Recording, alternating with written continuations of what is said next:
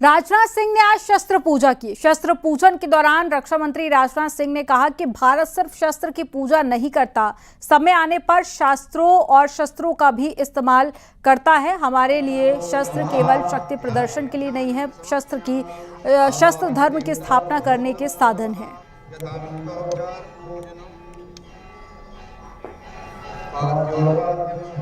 रक्षा मंत्री राजनाथ सिंह ने आज शस्त्रों की पूजा की और साथ ही उन्होंने कहा कि भारत सिर्फ शस्त्र की ही लक भी लगाया।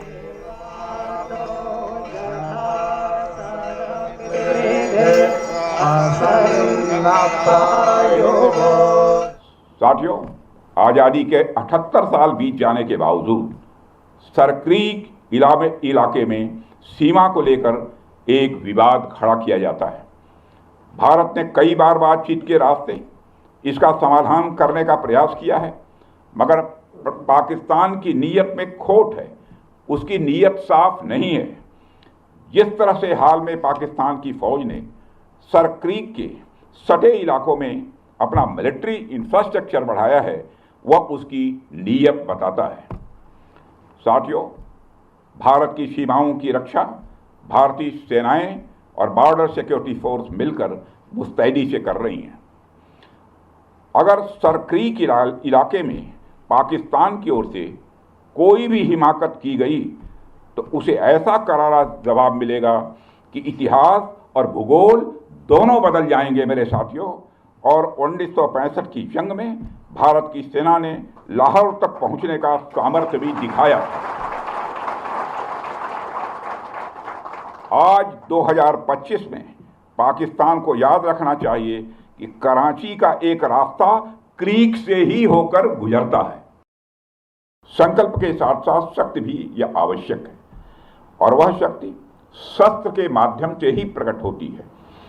इसलिए हमारे यहाँ शस्त्रों की पूजा को भी उतना ही महत्व दिया गया है।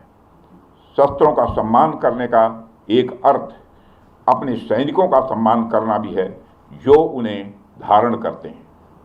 इसलिए हमारे पूर्वजों ने हमें यह मार्गदर्शन दिया, केवल शास्त्र, ज्ञान, विद्या और संस्कृत को ही संजोना पर्याप्त नहीं है, बल्कि शस्त्रों की शक्ति भी उतनी ही आवश्यक है। और हमारे पूर्वजों की वही शिक्षा आज भी हम सभी के अंदर है। ऑपरेशन सिंदूर में पूरी दुनिया ने इस बात का अनुभव किया है, और शस्त्र पूजा इस बात का प्रतीक है कि भारत सिर्फ शस्त्र की पूजा नहीं करता है, बल्कि समय आने पर शस्त्रों का इस्तेमाल करना भी जानता है। आप हमारे देवी देवताओं की प्रतिमाओं को ध्यान से देखिए, उनके एक हाथ में शास्त्र है तो दूसरे हाथ में शस्त्र है, क्योंकि हमें वह संदेश देते हैं कि शास्त्रों की रक्षा शस्त्र से ही की जा सकती है।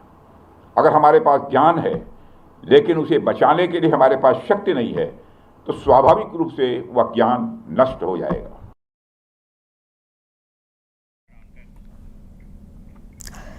आज विजयदशमी है और आज ही संघ की स्थापना के 100 साल पूरे हुए हैं। नागपुर में संघ प्रमुख मोहन भागवत ने आरएसएस की स्थापना दिवस समारोह में कहा कि भारत प्राचीन हिंदू राष्ट्र है। हिंदुओं का बल और शील भारत के लिए जरूरी है, क्योंकि हिंदू समाज विकास की गारंटी है। आपको रिपोर्ट में दिखाते हैं।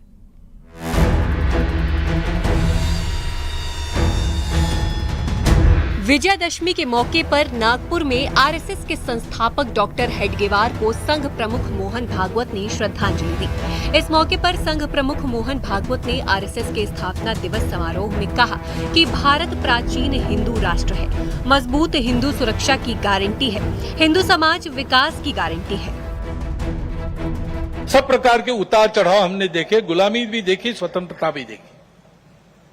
हम सदैव विद्यमान है, और इसलिए हिंदू समाज का बल संपन्न होना, शील संपन्न होना, संगठित होना इस देश के एकता, एकात्मता, सुरक्षा और विकास की गारंटी है।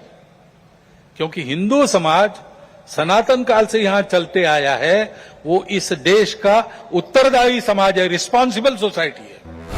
आरएसएस की स्थापना के 100 साल पूरे होने पर रामनगरी अयोध्या में आरएसएस कार्यकर्ताओं ने भव्य पथ संचलन आयोजित किया।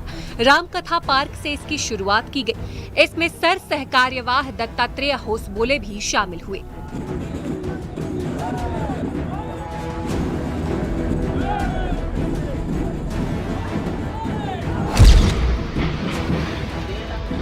पीलीभीत में भी संघ कार्यकर्ताओं ने भव्य पथ संचलन हुआ।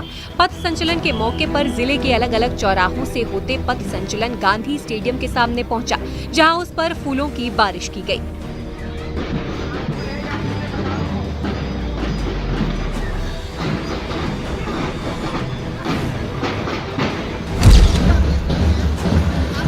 आरएसएस के 100वें स्थापना दिवस के मौके पर स्वयंसेवकों ने पथ संचलन निकाला। शस्त्रों का पूजन कर हिंदू समाज से संगठित होने की अपील की। पथ संचलन के रास्ते में जगह जगह लोगों ने पुष्प वर्षा कर स्वागत किया और भारत माता के जयकारे लगाए।